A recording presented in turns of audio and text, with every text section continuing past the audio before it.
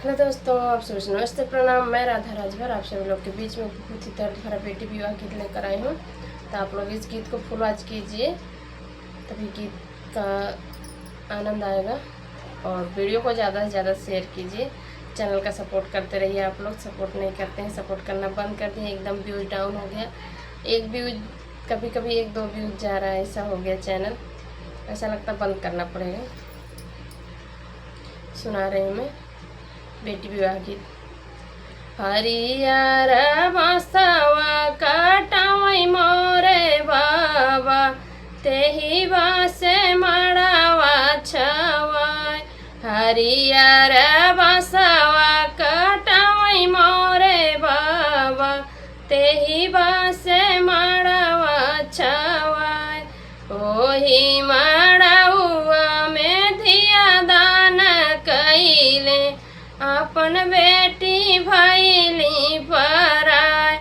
ओही मड़उआ में धिया दान कइले, अपन धिया भैनी पराय।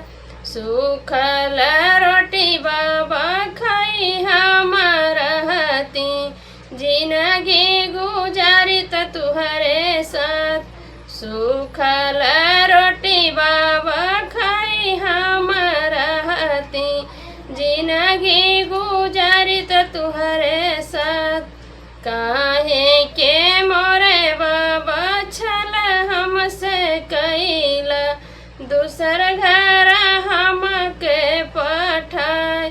काहे के मोरे बाबा छल हमसे कैला, दूसर घर हमके पठाए। काहे के मोरे भैया भैला नीर मोहिया, रखा न रखिया के लाज। काहे के मोरे भैया भैला नीर मोहिया, रखा न रखिया के लाज।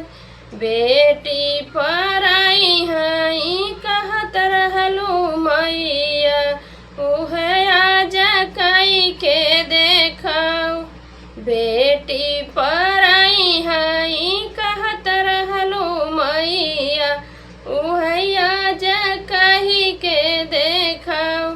नहीं मोरी नहीं बेटी रोवाऊ, नहीं बेटी झंखऊ। नहीं करऊ मनवा उदास, नहीं बेटी रोवाऊ, नहीं बेटी झंखऊ। नहीं करऊ मनवा उदास। ए तो मोरी बेटी विधि का विधनवा, इत हावई रीतिया रईवाज।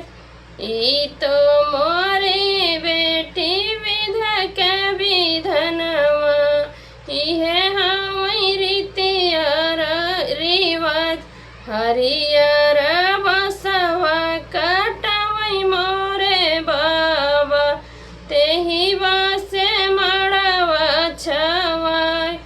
हरि